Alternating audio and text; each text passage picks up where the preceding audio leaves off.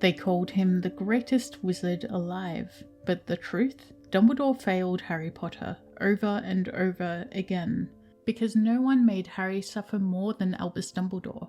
He didn't save Harry, he used him. He failed him, and Harry paid the price for every single mistake. This is the story Dumbledore never wanted told. Every time he failed Harry. It began with a choice, to leave Harry with the only family he had left. He left a baby on a doorstep in the dead of night, knowing full well that love would not greet him on the other side. A family who despised magic, who locked him in a cupboard, who let him go hungry, who told him he was worthless every day. Dumbledore knew what kind of people the Dursleys were, but he left Harry there anyway. 10 years in a cupboard. That was the life Dumbledore chose for him. And for those 10 years, Dumbledore watched, from a distance, a child with a target on his back, abandoned. Why?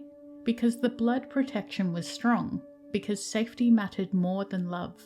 But what good is safety when it comes without dignity, without affection? What good is protection that lets a child grow up believing they're unwanted? That silence shaped Harry, and the man who orchestrated it never looked back. When Harry finally entered the magical world, it wasn't Dumbledore who welcomed him. It was Hagrid. Dumbledore didn't explain the wizarding world to him, didn't help him navigate his fame. Instead, Harry was thrown into Hogwarts with no emotional preparation, surrounded by strangers who already knew his name. And then came the stone.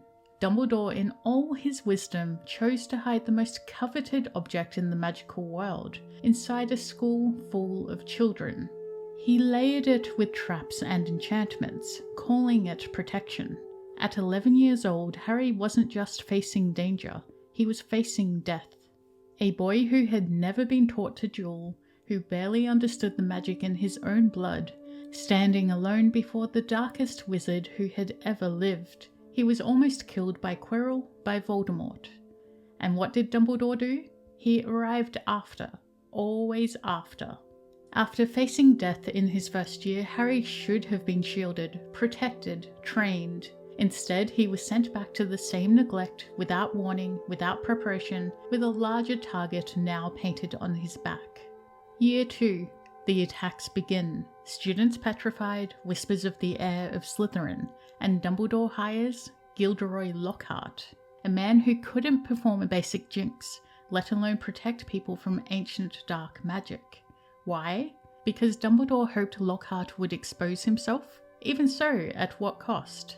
And again, no check-ins with Harry's home life, no investigation into his worsening emotional state. After all, he'd nearly died the year before. Then came the diary, the first real Horcrux Harry ever encountered.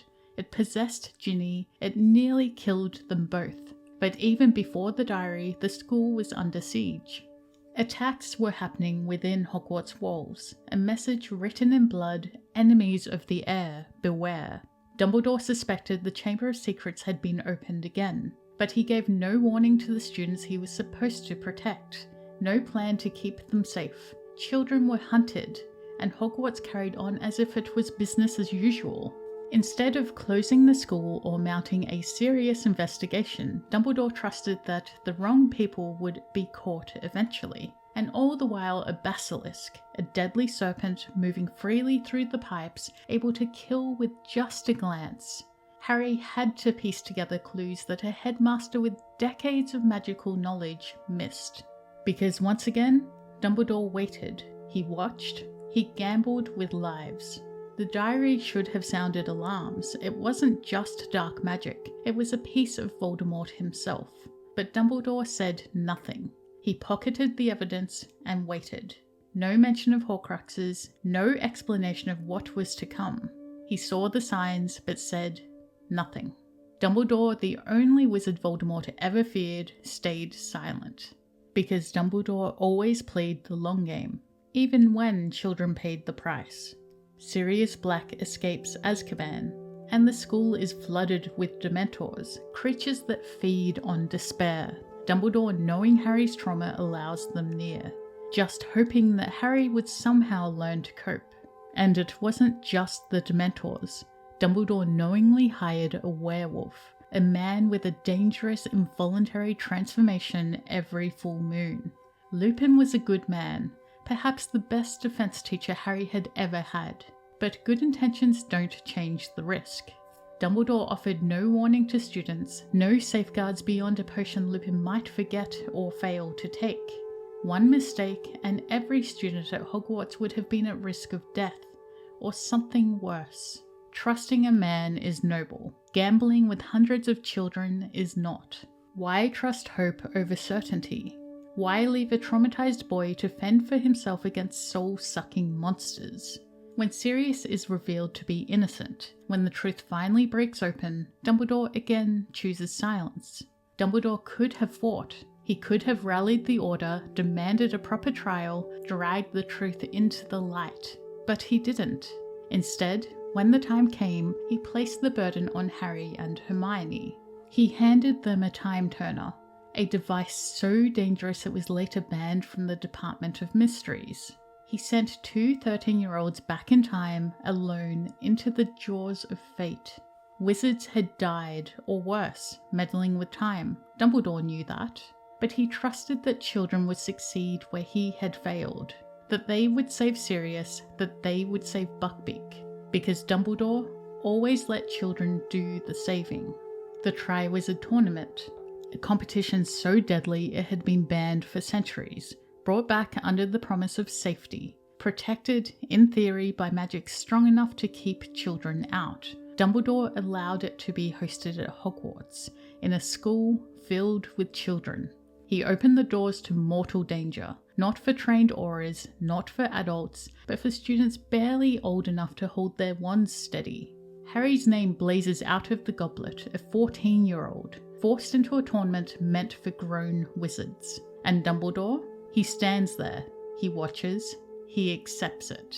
He doesn't fight for Harry. He doesn't question the magic.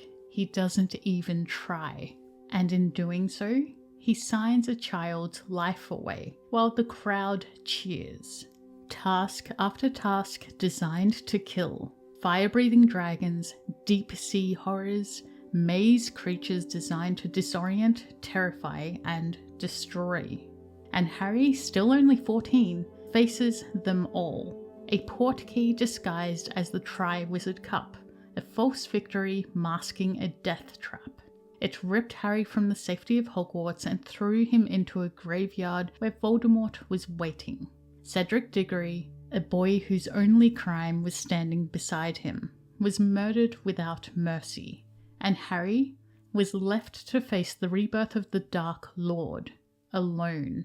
And when Harry returned, broken, bloodied, and carrying the dead, Dumbledore still hesitated. He comforts Harry, yes, he believes him, but he doesn't act fast enough. He withholds the truth, he delays alerting the wider world, he waits for proof, while Voldemort regathers his army. Harry needed support, psychological care, a moment to process. Instead, he was thrust into war. The year Dumbledore says the least is the year Harry needs him the most. He avoids Harry, ignores him. Dumbledore claimed it was to protect Harry. Perhaps he thought absence was safer than affection. But to a boy already starved of love, silence wasn't protection. It was another wound. All Harry sees is abandonment. He's isolated, ridiculed, called a liar by the world, and Dumbledore lets him face it alone. He saw the scars carved into Harry's hand, he saw the cruelty in the classrooms, the child abuse. But Dumbledore stayed silent, sacrificing the innocent in a school to avoid a war with the Ministry. He doesn't teach him occlumency, instead he sends Snape, who despises Harry. Dumbledore trusted Snape's loyalty to the cause, but he turned a blind eye to the cruelty Snape inflicted on Harry, day after day, as though Harry's emotional wounds were an acceptable casualty of war. And when that fails, when Harry's visions lead him into a trap, Sirius dies. Harry blames himself. But it wasn't Harry's plan, it was Dumbledore's inaction, his refusal to step in. Dumbledore knew Harry's mind was a battlefield, and he left it unguarded, knowing the enemy could strike. In the aftermath, Dumbledore finally tells Harry everything about the prophecy, about what's coming. But it's too late. The damage has already been done. Dumbledore finally starts preparing Harry for the war ahead. But he's not teaching him to live. He's grooming him to die. You've been raising him like a pig for slaughter. He doesn't tell Harry the full truth about the Horcruxes. He withholds critical pieces, assuming Harry will find them later. He sends Harry to manipulate Slughorn to extract a memory crucial to Voldemort's defeat, without ever explaining why it matters. He trusts Harry to do the dirty work. He trusts a 16-year-old to carry the weight of saving the world, without even giving him the full picture. Meanwhile, Draco Malfoy's mission escalates. Students are cursed, poisoned, nearly killed. And Dumbledore does nothing. Because he trusts Snape, because he believes in the plan. And when the time comes to destroy a Horcrux, the locket hidden in the cave, Dumbledore brings Harry with him. Not another skilled wizard, not an aura, a child. He takes Harry into a place soaked with dark magic, forces him to watch as he drinks a potion that tears him apart from the inside, forces him to listen as he begs for death. And when Dumbledore collapses, broken and weakened, it's Harry, still just a boy, who has to fight off the Inferi alone. No backup, no plan, just instinct, terror, and the desperate will to survive. And after all that, after dragging a 16-year-old through hell, Dumbledore still doesn't tell Harry everything. When he finally dies atop the astronomy tower, he leaves behind fragments, clues, tasks. But no farewell, no guidance, no comfort. Just riddles. And a boy left to pick up the pieces and finish a war he never chose. After Dumbledore's death, the full weight of his secrets came crashing down. He never trusted Harry with the full truth. Not about the Hallows, not about the Horcrux inside him, even though he had the cloak, even though he knew the myth. He left no instructions, no farewell, no final message to ease the boy he had groomed for slaughter. Just silence. And an impossible burden. Harry learns the truth from Snape's memories, that he is a Horcrux, that he must die. Dumbledore left him to walk willingly towards death, without ever preparing him for the moment he would have to. At King's Cross, Dumbledore reappears, but he doesn't apologize. He justifies, says he cared too much, says love made him weak. But Harry didn't need a strategist cloaked in regret. He needed a father, someone who would have fought to spare him from sacrifice, not someone who sent him to it with a gentle smile. Dumbledore was flawed, a man haunted by his past, by power, by guilt. He believed the ends justified the means, and perhaps sometimes they did. But Harry Potter was not a means. He was a child, a person, a soul searching for belonging. Perhaps Harry was more than a boy to Dumbledore. Perhaps he was a mirror, a way to right the wrongs of a life already stained by ambition. But Harry was never meant to carry Dumbledore's regrets. Harry forgave him, because Harry always forgives. But forgiveness isn't the absence of pain. And wisdom doesn't excuse neglect.